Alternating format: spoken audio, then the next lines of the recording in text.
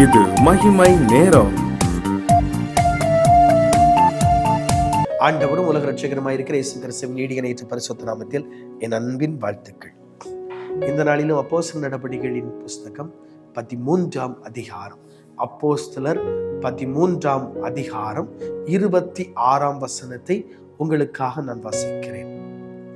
சகோதரரே, ஆபிரகாமின் சந்ததியிலே பிறந்தவர்களே, தேவனுக்கு பயந்து நடக்கிறவர்களே, இந்த ரட்சிப்பின் சுவிசேஷம், இந்த ரட்சிப்பின் வசனம் உங்களுக்கு அனுப்பப்பட்டிருக்கிறது.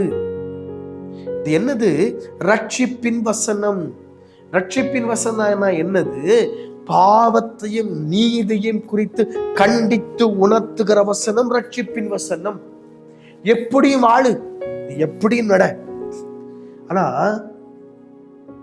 தேவன் ஆசீர்வதிப்பார். இல்ல இப்படிதான் வாழணும், அப்பதான் தேவன் ஆசீர்வதிப்பார். இதான் பைபிள். சிலர் இருக்கிறாங்க, தங்களுக்கு விருப்பமானவங்க தவறு செய்தா தவறு கிடையாது, அது தவறுன்னு சொல்ல மாட்டாங்க. அதுக்கு ஏதாவது ஒரு சாக்கு, நொண்டி சாக்கு வச்சிருப்பாங்க. ஏதாவது அது அப்படி, இது இப்படி, அது வந்து போயிம்பாங்க. ஆனா அவங்களுக்கு யாராவது பிடிக்கலையா, அதை பெரிய தப்பா காட்டுவாங்க, அதை பெரிய தவறா சொல்லுவாங்க. இன்னைக்கு சில குடும்பங்கள் இருக்குங்க, இன்னைக்கு ரட்சிப்பின் வசனத்தை நாங்க தியானிக்கிறோம் சொல்லுகிற அநேக கிறிஸ்தவ குடும்பங்கள் என்ன தெரியுமா இருக்குது? எப்படி தெரியுமா இருக்குது? சில மனைவிகள் இருக்காங்க, இன்னைக்கும் இருக்கிறாங்க இந்த உலகத்துல. எங்க வீடு பத்தி உங்களுக்கு தெரியுமா? எங்க வீடு எப்படி தெரியுமா? எங்க அப்பா வீட்டுல நாங்க எப்படி இருந்தோம் தெரியுமா? எங்க அண்ணன் தம்பி, எங்க அக்கா தங்கச்சி எல்லாம் எப்படி தெரியுமா? நாங்க எவ்வளவு பெரிய குடும்பம் தெரியுமா? நாங்க எவ்வளவு பெரிய ஆட்கள் தெரியுமா? உங்க வீடா? முடிஞ்சுதா? பிரச்சனை பிரச்சனை. அது மட்டும் இல்ல, நம்ம நிறைய பாக்குறோமே, நிறைய குடும்பங்கள்ல இவங்க வீட்டுல யாராவது, கணவன் வீட்டுல யாராவது வந்துட்டா பிடிக்காது. என்ன தெரியுமா சொல்லுவாங்க? வயாம வராங்க. எதுக்கு? அடிக்கடி ஏன் வராங்க? எப்பமா மாசத்துல ஒரு நாள் வரணும், அல்ல எப்பமாவது வரணும். வயாம வந்தா என்ன அர்த்தம்? எல்லாம் நான் கஷ்டப்பட்டு நான் செய்யணுமாக்கும். என் கணவர் ஒரு உதவி செய்ய மாட்டார், எல்லாம் நான் செய்யணுமாக்கும். அவங்க வீட்டுல வரட்டும் பார்ப்போம், அவ்வளவுதான். தலைகீழா நிற்பாங்க. இன்னைக்கு அநேக குடும்பங்கள்ல எப்படி இருக்கிறது? காரணம் என்ன தெரியுமாங்க? ரட்சிப்பின் வசனம் சரியாக உங்களுக்குள் போகவில்லை. ரெண்டு வீட்டையும் சமமாய் நினைக்கணும். அப்படி இருக்கவங்க தான் ரட்சிப்பின் வசனத்தை பிரசங்கிக்கிறவர்கள். நான் ஒரு தலை சிறந்த ஒரு தேவ மனிதர் ஒரு காரியத்தை சொல்வதை நான் கேட்டேன், ஆச்சரியப்பட்டேன், புல்லரித்து போனேன். இப்படியுமா ஒரு நபர் என்று சொல்லி, ரட்சிப்பின் வசனத்தை தியானிக்கிற ஒரு நபர். ஒரு கணவர் இருந்தார், அவருக்கு ஒரு நல்ல மனைவியை ஆண்டவர் கொடுத்திருந்தார். அப்போ இந்த மனைவி ஜெபிப்பது வழக்கம், அடிக்கடி ஜெபிப்பது வழக்கம். ஆனா இந்த கணவர் என்ன செய்வாரு? மனைவியினுடைய வார்த்தையெல்லாம் கேட்க மாட்டாரு. அவர் ஒரு போக்கில் போவாரு, அவர் ஒரு கரையில போவாரு, எதையும் கேட்க மாட்டார். அவர் ஏதாவது பிளான் பண்ணி ஏதாவது அப்படி போயிட்டே இருப்பார். அந்த மனைவி அடிக்கடி ஜெபிப்பாங்க.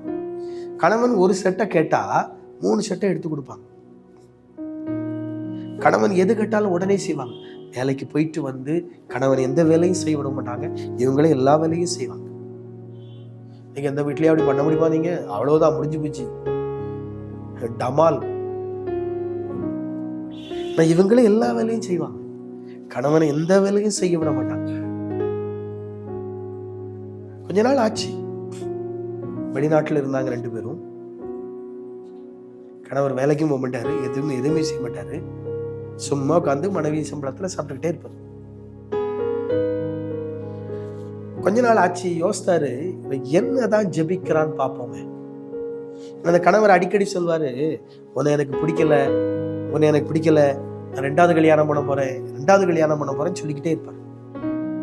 அப்போ இவர் யோசித்தாரா, என்னதான் மனைவி ஜெபிக்கிறா பாப்பமே அப்படின்னு சொல்லி பக்கத்துல போய் பார்த்து தெரியாம ஜெபிக்கிறத கேட்டாராம். நம்ம ஜெபம் பண்ணிச்சான், உலகத்துல இதுவரைக்கும் நான் முதல் முறையா இப்படி ஜெபிக்கிற ஒரு பெண்ணின் சாட்சி குறித்து கேட்டேன். வரைக்கும் அப்படி சாட்சி நான் கேட்கவே இல்லை. அந்த அம்மா ஜெபம் பண்ணி, ஆண்டவரே என் கணவனுக்கு என்ன பிடிக்கல, அவனுக்கு ஏற்ற ஒரு நல்ல துணையை கொடுன்னு ஜெபம் பண்ணிச்சான். எந்த மனைவியா ஜெபம் பண்ணுவாங்களா ஐயா இந்த உலகத்துல? நடக்குமா? அந்த அம்மா அப்படி ஜெபம் பண்ணாங்க.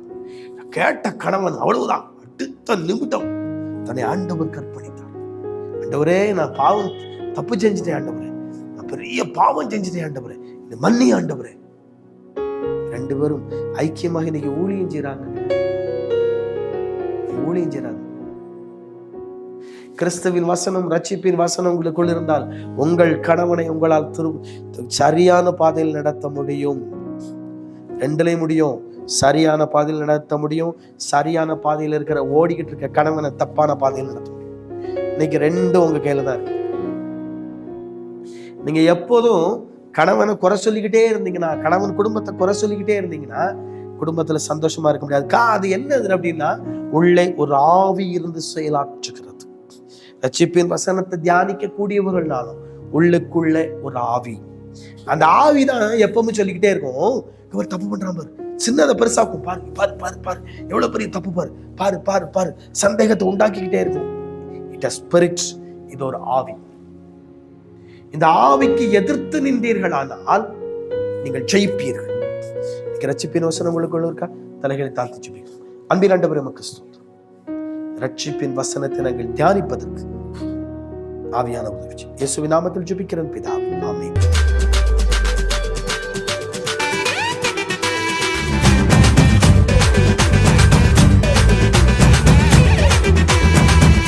மகிமை மகிமை